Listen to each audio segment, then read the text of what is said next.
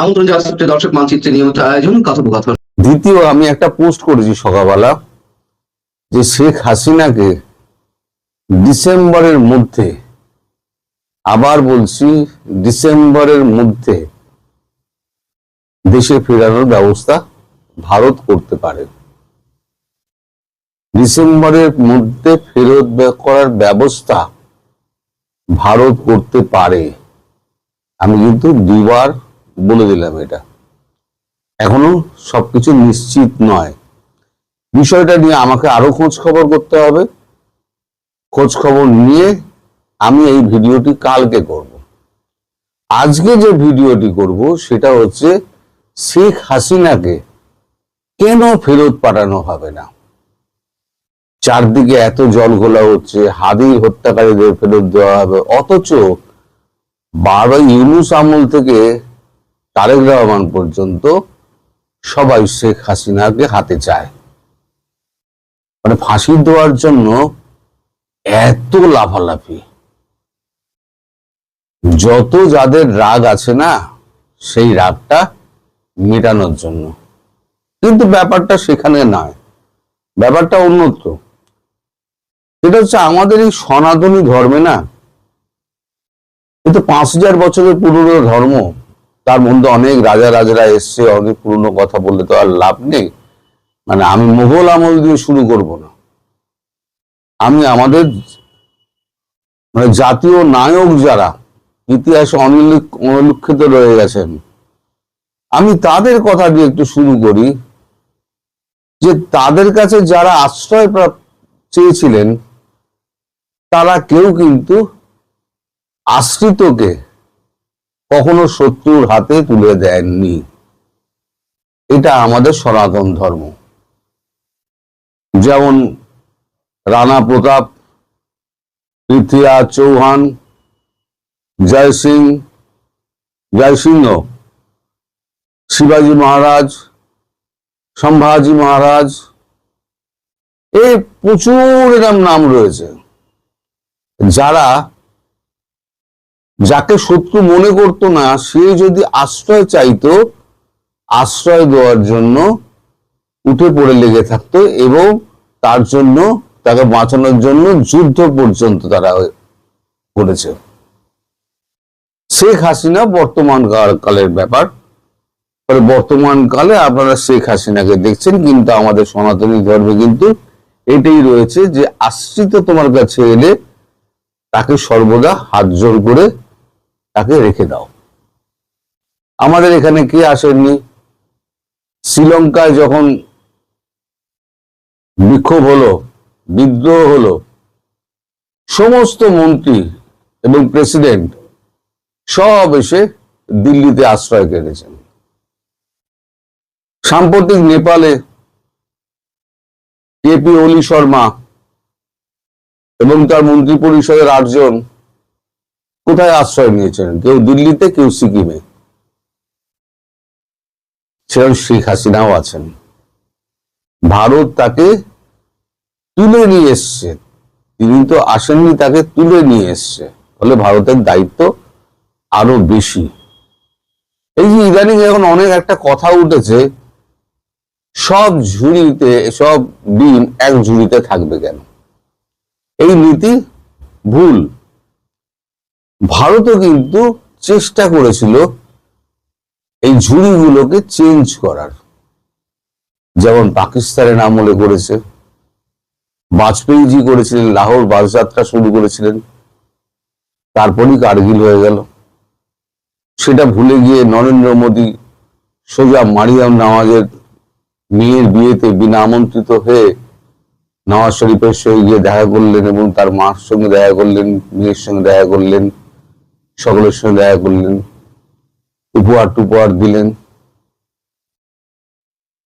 তারপরেতে আপনার বাংলাদেশে আসুন, বিএনপির আমলে কি ঘটেছিল আপনারা জানেন, আগের বিএনপি সরকারের আমলে।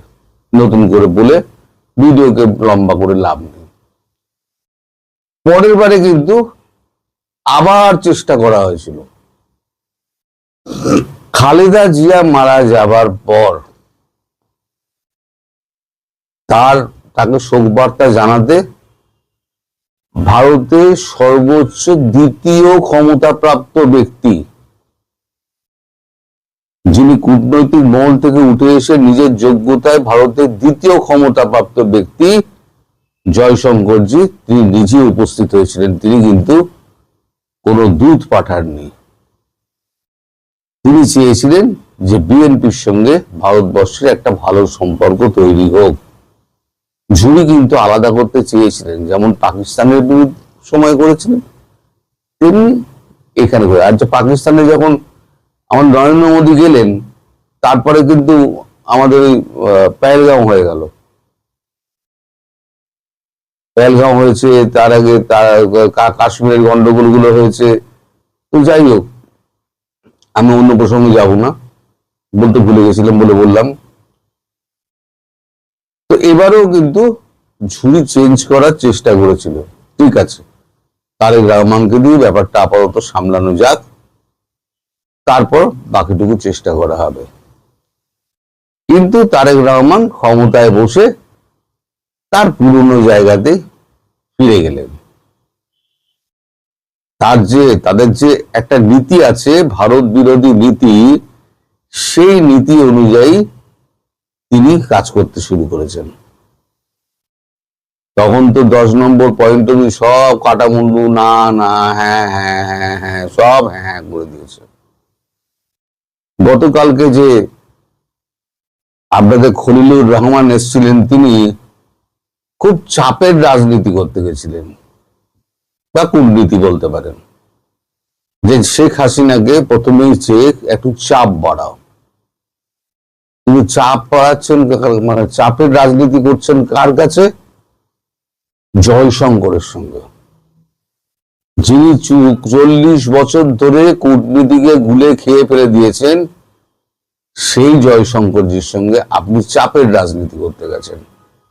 যা হবার তাই হলো, আপনাকে পুরো ধুনে দিল এবং আপনাকে শূন্য হাতে ফিরতে হলো। এবং পরিষ্কার বলে দেওয়া হলো যে শেখ হাসিনার আমলের কোন রকম চুক্তি তার পুনর্বহাল হবে না, এটা পরিষ্কার বলে দিয়েছেন। কারণ শেখ হাসিনাকে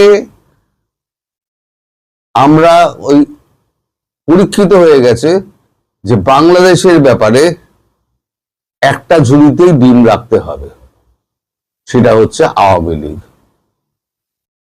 এবার আওয়ামী লীগকে এখন আপনারা নির্বাসনে পাঠিয়ে দিয়েছেন, দিয়ে তারপর আপনারা ভারতের কাছে সব সাহায্য চাইছেন। এ বললে তো হবে না। এখন ভারতের হাতে তো সব অস্ত্রগুলো ভারতের হাতে, জল থেকে আর আপনার এই তুলা পর্যন্ত সব অস্ত্র ভারতের হাতে। টাকা পয়সাও নেই।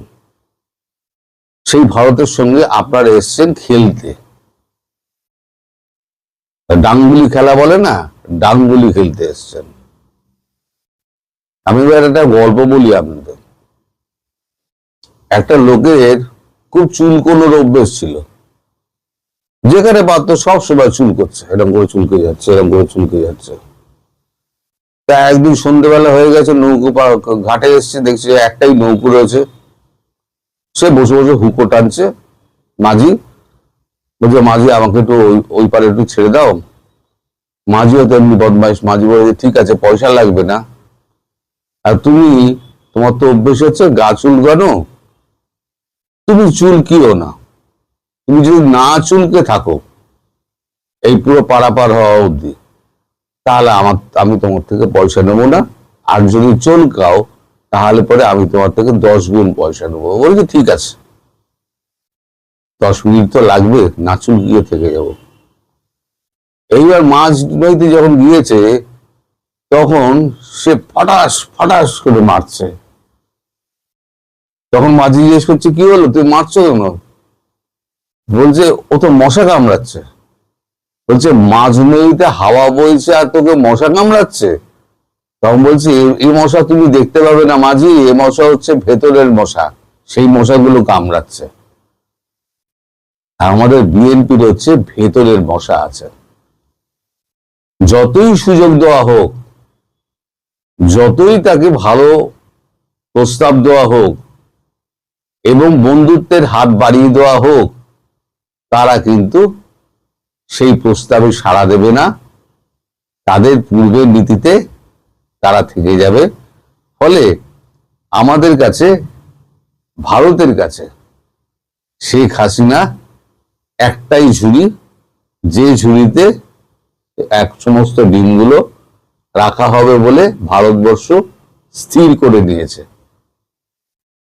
ভারতবর্ষ শেখে, পরিস্থিতির দিক দিয়ে শেখে, আর ভারতবর্ষ মানুষকে সুযোগ দেয়। সুযোগের যে সদ্ব্যবহার করবে তাহলে পরে সে বেঁচে যাবে।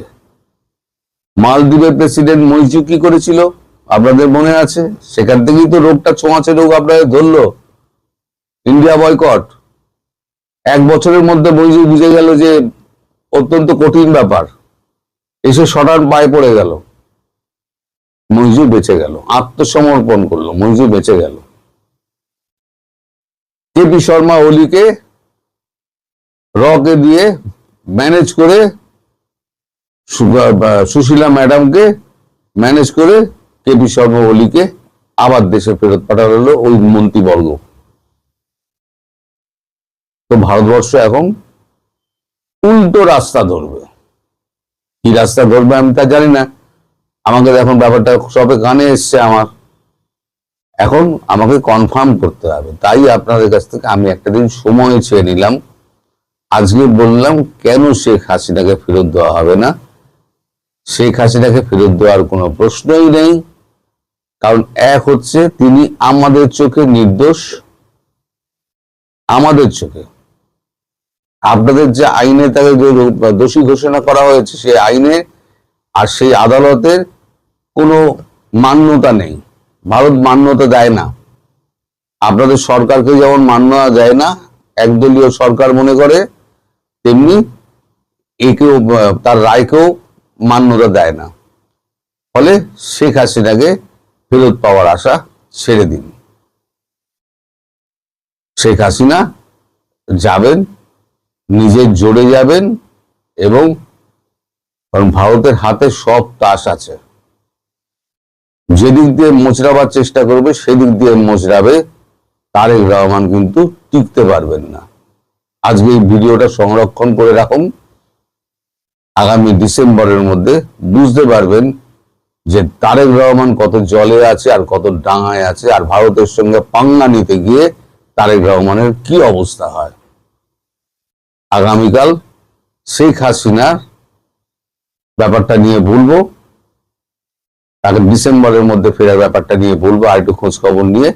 দক্ষিণ এশিয়ার রাজনীতিতে খুব কম ইস্যু আছে যেখানে ভূগোল, ক্ষমতা, ইতিহাস আর কূটনীতি এত ঘন হয়ে, জড়ো হয়ে অঙ্গাঅঙ্গিভাবে জড়িত থাকে। গঙ্গার পানি চুক্তি তার অন্যতম। 2026 সালে ফারাক্কা জল চুক্তির মেয়াদ শেষ হওয়া মানে কেবল একটি চুক্তির অবসান নয়, এটি আসলে বাংলাদেশ ভারত সম্পর্কের একটি পরীক্ষামূলক মুহূর্ত। শেখ হাসিনার অনুপস্থিতিতে সেই পরীক্ষার চরিত্র আরো অনিশ্চিত হয়ে উঠেছে।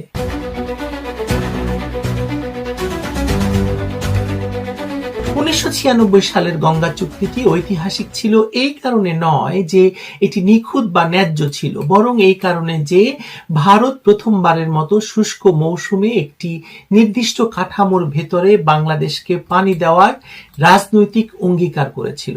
চুক্তিটি 30 বছরের জন্য করা হয়েছিল, যা নিজেই বলে দেয় যে এটি স্থায়ী কোনো সমাধান নয়, বরং পারস্পরিক আস্থার উপর দাঁড়ানো একটি সাময়িক বন্দোবস্ত। নদীর মতো দীর্ঘস্থায়ী বাস্তবতার বিপরীতে এমন মেয়াদী চুক্তি যে একদিন রাজনৈতিক চাপের মুখে পড়বে সেটি তখনই অনুমেয় ছিল, এখন সেটা আরো স্পষ্ট হয়ে উঠেছে। তবু এই চুক্তির অধীনে বাংলাদেশ যে সুফল পেয়েছিল তা অস্বীকার করার কোনো কারণ নেই। প্রতি বছরই জানুয়ারিতে ফারাক্কা পয়েন্টে বাংলাদেশ যে পরিমাণ পানি পেয়েছে বিগত বছরগুলোতে, তা গত 24 বছরের মধ্যে সর্বোচ্চ। প্রতিদিন গড়ে প্রায় 95,000 কিউসেক পানি প্রবাহিত হয়েছে পদ্মায়। এর আগে 1998 সালে চুক্তির শুরুর দিকে পানি পাওয়া গিয়েছিল আরো বেশি, অর্থাৎ চুক্তিটি কাগজে সীমাবদ্ধ ছিল না। রাজনৈতিক সদিচ্ছা থাকলে এটি কার্যকর হয় তার প্রমাণ পাওয়া গেছে। যদিও অনেক বিশেষজ্ঞ বলেছেন যে গঙ্গা চুক্তিটি শুরু থেকে একটি সীমিত এবং অসম কাঠামোর উপর দাঁড়িয়েছিল। অববাহিকা ভিত্তিক নদীর ক্ষেত্রে যেখানে পুরো নদী ব্যবস্থাকে একটি একক হিসাবে ধরার কথা, সেখানে গঙ্গার পানি হিসেব করা হয় একটি নির্দিষ্ট পয়েন্টে, ফারাক্কা ব্যারাজে। এর ফলে উজানে কি হচ্ছে, কতটা পানি কোথায় তুলে নেওয়া হচ্ছে তার বেশিরভাগই আলোচনার বাইরে থেকে যায়। বাস্তবে ভারতের বিভিন্ন রাজ্যে থাকা অসংখ্য ছোট ছোট ড্যাম এবং ব্যারাজ ফারাক্কার চেয়েও বহুগুণ বেশি পানি প্রত্যাহার করেছে বলে জানা যায়, অথচ চুক্তিতে সেগুলোর অস্তিত্ব নেই। ভাটির দেশ হিসেবে বাংলাদেশের জন্য এটি একটি কাঠামোগত দুর্বলতা হয়তো, যা সময়ের সঙ্গে সঙ্গে আরো প্রকট হয়েছে। এই চুক্তির দ্বিতীয় এবং আরেকটি বড় দুর্বলতা ছিল এর মেয়াদী চরিত্র, যা একটু আগে বলেছি। নদীর মতো দীর্ঘমেয়াদী প্রাকৃতিক ব্যবস্থার উপর নির্ভরশীল চুক্তি যদি নির্দিষ্ট সময় পরপর নবায়নের মুখে পড়ে, তাহলে সেটি অনিবার্যভাবেই রাজনৈতিক দর কষাকষির হাতিয়ার হয়ে ওঠে। গঙ্গা চুক্তির ক্ষেত্রেও সেটাই হয়েছে। ধারাগুলো পর্যালোচনা বা আধুনিকায়নের সুযোগ থাকার কথা থাকলেও বাস্তবে পুরো চুক্তির ভবিষ্যৎই এখন অনিশ্চয়তার মধ্যে পড়ে গেছে। যদিও দুই প্রধানমন্ত্রী, ভারতের প্রধানমন্ত্রী নরেন্দ্র মোদী এবং সর্বশেষ বাংলাদেশের প্রধানমন্ত্রী শেখ হাসিনা যখন ভারত সফর করছিলেন, তখন দুই প্রধানমন্ত্রী এই গঙ্গা চুক্তি নিয়ে প্রশ্ন উঠলে তারা বলেছিলেন যে এই চুক্তি যদি নবায়ন করা নাও হয়, তাহলে এই মুহূর্তে এই চুক্তির আওতায় বাংলাদেশ যতটুকু পানি পাচ্ছে ততটুকু পানি চলমান থাকবে। 2026 সালকে অনেকে তিস্তার বছরও ভেবেছিল। মাঝখানে সত্যি তিস্তা নিয়ে কিছু আশার কথা শোনা গিয়েছিল, কিন্তু বাস্তব রাজনীতির হিসেব বরাবরের মতোই আবেগকে ছাপিয়ে গেছে। অনির্বাচিত সরকারের সঙ্গে এত বড় প্রকল্পে চীনের ঝুঁকি নেওয়ার অনীহা আর সম্ভাব্য ক্ষমতাসীন শক্তির রাজনৈতিক হিসেব সব মিলিয়ে তিস্তা আবারও অপেক্ষার তালিকায় চলে গেছে। এর ফলেই 2026 সাল কার্যত গঙ্গা চুক্তির নবায়নের বছর হয়ে দাঁড়িয়েছে এবং সকল দৃষ্টি গিয়ে পড়েছে গঙ্গার পানি চুক্তির দিকে। কিন্তু এই নবায়ন আগের মতো সহজ হবে না। অতীতে বাংলাদেশে এমন একটি সরকার ছিল যারা ভারতের নিরাপত্তা এবং আঞ্চলিক স্বার্থের বিষয়ে সংবেদনশীল ছিল এবং সে অনুযায়ী নীতি দিয়েছিল। সেই সময় ভারত বাংলাদেশের সঙ্গে বাণিজ্য, বিদ্যুৎ, ট্রানজিট এবং সংযোগে যে সুবিধাগুলো দিয়েছে সেগুলো দক্ষিণ এশিয়ায় ব্যতিক্রমী। অসম শুল্ক কাঠামো সত্ত্বেও বাংলাদেশি পণ্যের বড় বাজার খুলে দেওয়া হয়েছিল। নিজস্ব অবকাঠামো ব্যবহার করে নেপালের জলবিদ্যুৎ বাংলাদেশে পৌঁছতে দেওয়া, এমনকি দেশীয় উৎপাদন খরচের চেয়েও কম দামে বাংলাদেশে বিদ্যুৎ সরবরাহ, এসবই ছিল রাজনৈতিক আস্থার ফল এবং রাজনৈতিক নেতৃবৃন্দের মধ্যে সুষম সম্পর্ক। এই বাস্তবতা বাংলাদেশী রাজনৈতিক এবং বুদ্ধিবৃত্তিক মহলের একটি অংশ দীর্ঘদিন উপেক্ষা করে গেছে, এখনো করছে। ভারতের বিরুদ্ধে খারাপ প্রতিবেশী বয়ান জনপ্রিয় হলেও বাস্তবে সম্পর্কটি ছিল অসম হলেও বাংলাদেশের পক্ষে সুবিধাজনক। সাম্প্রতিক সময়ে ভারতের বাণিজ্য নীতিতে কঠোরতা বা পাল্টা ব্যবস্থা আসলে সেই অসমতার একটি সংশোধন মাত্র, কিন্তু ঢাকার রাজনৈতিক বয়ানে সেটি শত্রুতার প্রমাণ হিসেবে উপস্থিত হয়েছে। শেখ হাসিনাকে জোরপূর্বক ক্ষমতা থেকে উৎখাতের পর এই বয়ানের সুর, ভারত বিরোধী বয়ানের সুর আরো ভয়ঙ্কর হয়ে উঠেছে। ভারত বিরোধী বক্তব্য, সামাজিক আন্দোলনের ভাষা, এমনকি নিরাপত্তা সংবেদনশীল খাতে চীনা উপস্থিতি, সব মিলিয়ে দিল্লিতে একটি স্পষ্ট বার্তা গেছে যে ঢাকার রাজনৈতিক অগ্রাধিকার বদলে গেছে। ভারত ঐতিহাসিকভাবেই সরকার বদলকে মেনে নিতে অভ্যস্ত, কিন্তু জাতীয় নিরাপত্তার প্রশ্নে সে নমনীয় নয়, থাকার কথা নয়। এই বাস্তবতা সরাসরি গঙ্গা চুক্তির ভবিষ্যতের সঙ্গে যুক্ত হয়ে গেছে। আইনি দিক থেকে বিষয়টি নির্মমভাবে স্পষ্ট। 2026 সালের পর নতুন কোনো চুক্তি না হলেও ভারতের উপর বাংলাদেশকে নির্দিষ্ট হারে পানি দেওয়ার কোনো বাধ্যবাধকতা থাকবে না। আন্তর্জাতিক আইনে এমন কোনো ব্যবস্থা নেই যা ভারতকে নতুন চুক্তিতে বাধ্য করবে। বরং বাস্তবতা হলো এশিয়ায় ভারতই একমাত্র দেশ যে প্রতিবেশীদের সঙ্গে বাধ্যতামূলক পানি বন্টন চুক্তি করেছে। গঙ্গা চুক্তিতে শুষ্ক মৌসুমে গড় হিসাবে নির্দিষ্ট পরিমাণ পানি দেওয়ার প্রতিশ্রুতি ছিল একটি ব্যতিক্রম রাজনৈতিক সিদ্ধান্ত, যা জলবায়ু পরিবর্তন, উজানের অনিশ্চয়তা এবং তৃতীয় দেশের প্রভাব সত্ত্বেও বহাল ছিল। এই অবস্থায় বাংলাদেশ যদি ধরে নেয় যে গঙ্গার পানি একটি স্বয়ংক্রিয় অধিকার, তাহলে সেটি হবে মারাত্মক ভুল। পানি বন্টন এখানে আর কোনো একক ইস্যু নয়, এটি সীমান্ত নিরাপত্তা, বাণিজ্য সংযোগ, আঞ্চলিক স্থিতিশীলতা, পাকিস্তানের সঙ্গে বাংলাদেশের দহরম মহরম এবং পাকিস্তানি জঙ্গিদের বাংলাদেশে ভারত বিরোধী তৎপরতা চালানোর অবাধ স্বাধীনতা প্রদান সবকিছুর সঙ্গে জড়িয়ে গেছে। ভারত চাইলে এইসব ইস্যু একসঙ্গে টেবিলে তুলতে পারে এবং তুলবেও, সেটাই বাস্তব। বাংলাদেশের সামনে পথ তাই খুবই সংকীর্ণ এবং স্পষ্ট। শুধু কারিগরি আলোচনার আশ্রয় নেওয়া বা আবেগী রাজনীতিতে ভর করে কিছু পাওয়া যাবে না। আন্তর্জাতিক আইনি রক্ষা কবচ, পারস্পরিক নির্ভরশীলতার ইস্যুতে সচেতন দর কষাকষি এবং সবচেয়ে গুরুত্বপূর্ণভাবে আস্থার পুনর্গঠন, দুই দেশের সম্পর্ক নির্ধারণে ভারতকে আবার সেই প্রতিশ্রুতি দেওয়া যে বাংলাদেশের ভূখণ্ড ভারত বিরোধী তৎপরতায় ব্যবহৃত হবে না। এই নিশ্চয়তা ছাড়া গঙ্গা চুক্তির নবায়ন আপনি কল্পনা করতে পারেন, কিন্তু হবে না। সবচেয়ে ভালো সমাধান অবশ্যই অববাহিকা ভিত্তিক ব্যবস্থাপনা, যেখানে পানি নয় সুফল ভাগাভাগি হবে। কিন্তু সেই পর্যায়ে যেতে হলে আগে অববাহিকা ভিত্তিক অধিকার প্রতিষ্ঠা করতে হবে, যা স্থায়ী চুক্তি এবং আন্তর্জাতিক কাঠামো ছাড়া সম্ভব নয়। শেখ হাসিনা নেই, শেখ হাসিনাকে উৎখাত করেছেন। গঙ্গার পানি আসবে কি আসবে না এখন মুখ্য প্রশ্ন হলেও হতে পারত, কিন্তু আমি আরেকটু ঘুরিয়ে প্রশ্নটি করতে চাই। তা হলো, শেখ হাসিনার আমলে যে আস্থা এবং কৌশলগত সমঝোতার ভিত্তিতে গঙ্গার পানি পদ্মায় আসতো, সেই রাজনৈতিক বাস্তবতা কি নতুন বাংলাদেশ আবার তৈরি করতে পারবে? সিদ্ধান্ত নেবে কূটনীতি, আর তার ফল ভোগ করবে শুধু দুই দেশ নয়, গোটা অঞ্চল।